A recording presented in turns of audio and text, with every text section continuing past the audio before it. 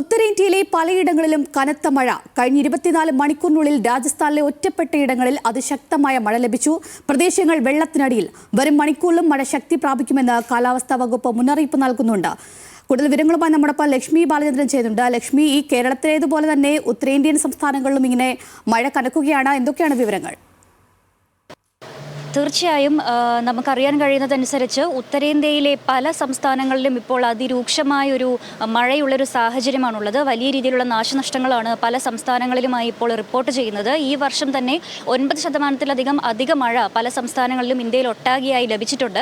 ഈ ഒരു സാഹചര്യത്തിൽ പല സംസ്ഥാനങ്ങളിൽ കനത്ത മഴ, അതായത് വെള്ളപ്പൊക്കം ഉണ്ടാകുന്ന രീതിയിലുള്ള സമാനമായിട്ടുള്ള സാഹചര്യമുള്ളൊരവസ്ഥ ഉണ്ടായിട്ടുണ്ട് പല സംസ്ഥാനങ്ങളിലും. രാജസ്ഥാൻ, മേഘാലയ, ഹിമാചൽ പ്രദേശിലൊക്കെ വലിയ രീതിയിലുള്ള വെള്ളപ്പൊക്കമാണ് ഉണ്ടായിരിക്കുന്നത്. രാജസ്ഥാനിൽ തന്നെ പല ജനവാസ മേഖലയിലും ജയ്സാൽമീർ ഉൾപ്പെടെയുള്ള പല മേഖലകളിലും ഇപ്പോൾ വെള്ളത്തിനടിയിലാണ്. ജനവാസ മേഖലയിലൊക്കെ ഇപ്പോൾ വെള്ളം കയറിയിരിക്കുന്ന ഒരവസ്ഥയാണ്. പലയിടങ്ങളിലും ആളുകളെ ഇപ്പോൾ ഒഴിപ്പിച്ചിട്ടുണ്ട്. അവിടുത്തെ കൃഷിയാണെങ്കിലും മറ്റു കാര്യങ്ങളിലൊക്കെ ഇപ്പോൾ മഴ വളരെയേറെ ബാധിച്ചിട്ടുണ്ട്. ഇപ്പോൾ കഴിഞ്ഞ ഈ ഒരു രാവിലെ മുതൽ 24 മണിക്കൂറായിട്ടാണ് ഇപ്പോൾ അവിടെ ഒറ്റപ്പെട്ട രീതിയിൽ ഈ ഒരു മഴ ഉണ്ടായിക്കൊണ്ടിരിക്കുന്നത്. വരുന്ന മണിക്കൂറുകളിലും മഴ കനക്കുമെന്ന് തന്നെയാണ് സൂചന. കഴിഞ്ഞ ആഴ്ച ബീഹാറിൽ ഇടിമിന്നലേറ്റ് 33 പേർ കൊല്ലപ്പെട്ടിരുന്നു.